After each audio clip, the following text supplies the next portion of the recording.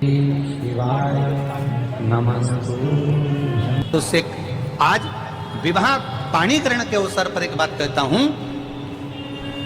कि संहार नहीं संवारने का देव पार्वती, तेरा पति देव संवारने वाला है, संहार करने वाला नहीं।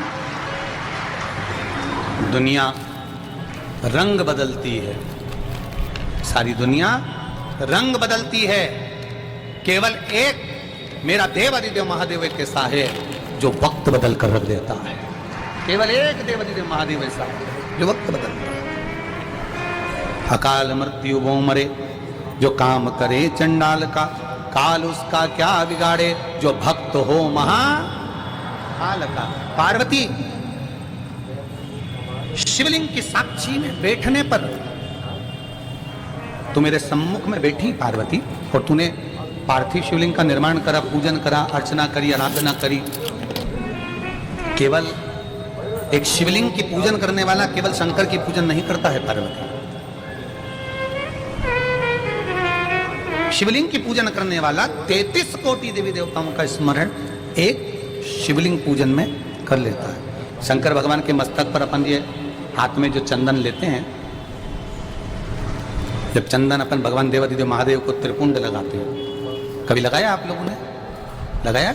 तो ये देवादिदेव महादेव को जब अपन त्रिपुंड लगाते हैं तो इस त्रिपुंड में 27 देवी देवताओं का निवास होता है। कितने देवी देवता होते हैं? 27। प्रथम रेखा में 9, दूसरी रेखा में 9 और तीसरी रेखा में 9। जो शिवजी के मस्तक पर प्रथम रेखा होती है, सबसे पहली रेखा, उसमें 9 देवियों का निवास होता है। पार्वती, मेरे मस्तक पर जब दूसरी रेखा कोई खींचता है तो उसमें 9 ग्रह का निवास होता है। और सुनो पार्वती, जब मेरे मस्तक पर कोई तीसरी रेखा खींचता है तो रेखा वो लगाता है और उसके घर में 9 निधि में प्रदान कर देता है। शिवजी पर पार्वती जी से भगवान देवादिदेव महादेव कर रहे हैं, पार्वती तूने शिवलिंग का निर्माण करा, पूजन करी, अर्चना करी, हरतालिका व्रत करा, आराधना करी, व्रत करा, साधना करी, अन्न छोड़ दिया, फल छोड़ दिया, पत्ती खाना छोड़ दिया, बेलपत्र छोड़ दिया तूने खाना। और पार्वती अपनी नासिका के 2 श्वास से श्वास लेती थी, उसमें से एक से लेना छोड़ दिया। इससे तुझे महादेव नहीं मिला है पार्वती। फूलवश तेरी सखी ने चंदन लाकर रखा और उस चंदन को तूने एक एक लगाना प्रारंभ करा जब मुझे पार्थिव शिवलिंग पर। बस पार्वती, जैसे जैसे चंदन की एक लाइन, दूसरी लाइन और तीसरी लाइन खींचना प्रारंभ होती है, जैसे नीचे से लाइन ऊपर की ओर बढ़ती है, उसी तरह मैं भी संसार के जीव को उन्नति की ओर बढ़ाना प्रारंभ कर देता हूं। प्रथम रेखा में शंकर भगवान कहते हैं 9 देवियों का निवास होता है। त्रिपुंड की दूसरी रेखा में देवादिदेव महादेव कहते हैं 9 ग्रह का निवास होता है। और त्रिपुंड की तीसरी रेखा में 9 निधि का निवास होता है। और ये 9 निधि शिवजी कहते हैं मैं त्रिपुंड लगाने वाले को अपने आप प्रदान कर देता हूं। कोई देता नहीं, मैं स्वयं दे देता हूं, मैं स्वयं देता हूं। वो हनुमान जी के लिए भी कहते ना, अष्ट सिद्धि नवनिधि के दाता असबर जानकी माता, राम रसायन तुम्हारे पास सदा रघुपति दासा। ये नवनिधियां जब मिलती है व्यक्ति को, जब नवनिधियां प्राप्त होती है व्यक्ति को, तो जीव मेरा होते चले जाता है, मेरा होते चले जाता है। अभी यहाँ कथा कल सुबह 9 बजे से 12 बजे हो जाएगी।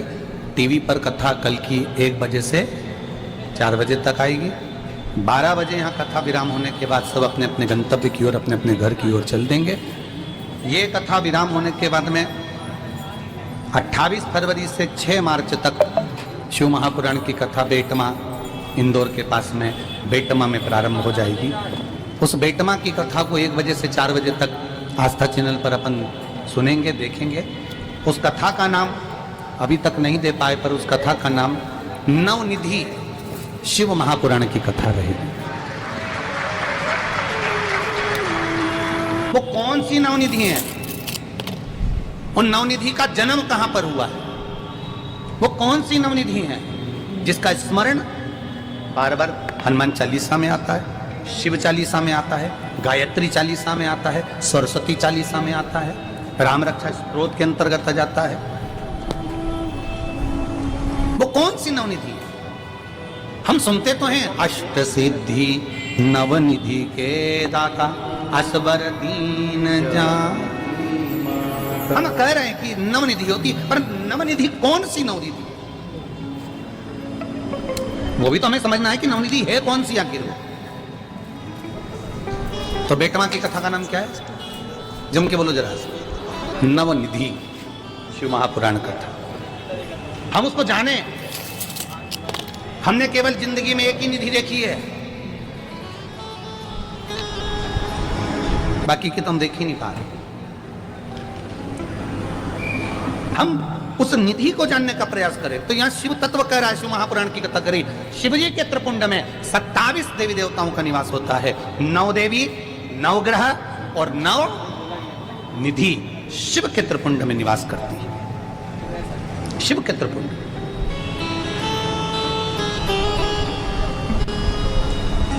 महाराज, आज फुलेरा दूज है। आप सभी को, पूरे विश्ववासियों को पहली बार शंकर भगवान पर आज ही के दिन धतूरा चढ़ा था, उस फुलेरा दूज की आपको बहुत बहुत बधाई। संपूर्ण विश्ववासियों को आज बहुत बहुत बधाई।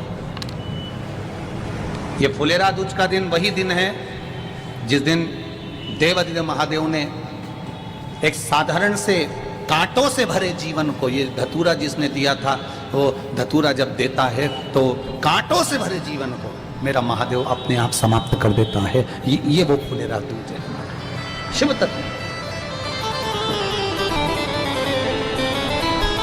आप लोग सब कुबेरेश्वर धाम आए हुए हो।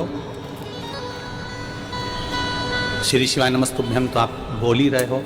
साथ में प्रयास करना कि जो जाने वाले हैं वो जाएंगे, जो रुके हुए हैं वो रात्रि के समय 5-10 मिनट बैठकर भगवान शंकर के मूल मंत्र का जाप करते हुए या कोई भजन कीर्तन करते हुए 15 मिनट 20 मिनट का समय निकालकर भगवत कीर्तन अवश्य करें। फुलेरा दूज के हम धतूरा नहीं दे पाए बाबा आपको, हम धतूरा नहीं चढ़ा पाया, पर बाबा हमारे जीवन में भी बहुत सारे कांटे भरे हुए हैं। इन कांटों को आप स्वीकार कर कर हमारे जीवन की राह को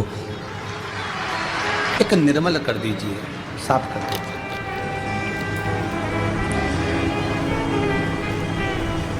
शिव तत्व को जाने हम। पार्वती जी भगवान शिव के साथ में पाणी ग्रहण संस्कार कर रही हैं और शंकर भगवान माता पार्वती को ज्ञान उपदेश दे रहे हैं। शायद दुनिया का पहला विवाह होगा जिस समय शंकर भगवान ने अपनी माता पार्वती को, मां जगतजननी पार्वती को ज्ञान उपदेश दिया है। पहला मंगल विवाह होगा जिसमें दूल्हा अपनी धर्म पत्नी को समझा रहा है।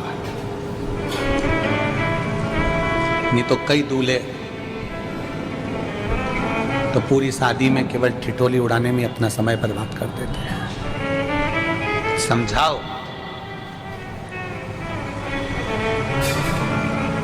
थोड़ा लड़के को लड़की की ओर ढलना पड़ेगा और थोड़ा लड़की को लड़के की ओर ढलना पड़ेगा।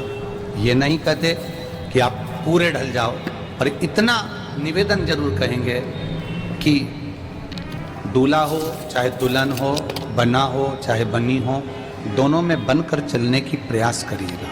आज के समय में विवाह एक खेल हो गया है, केवल खेल।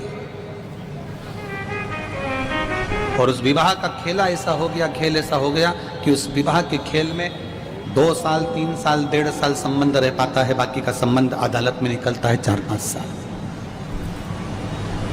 प्रयास करो अपने जीवन को सार्थक बनाने का प्रयास करो कि हम किसी भी रूप में एडजस्ट करना सीखेंगे।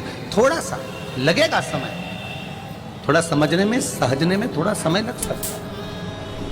थोड़ा आप समझो, थोड़ा वो समझे, तब जीवन की सार्थकता है।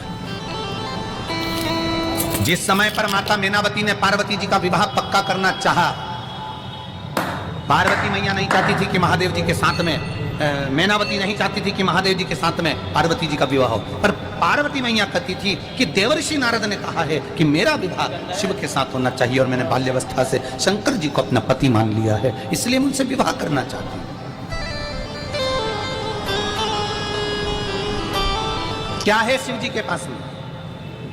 लड़का वो देखा जाता है जिसका पेट्रोल पंप हो, लड़का वो देखा जाता है जिसके पास जमीन हो, लड़का वो देखा जाता है जिसके पास गाड़ी हो, लड़का वो देखा जाता है जिसके पास बंगला हो। पार्वती जी ने कहा, माँ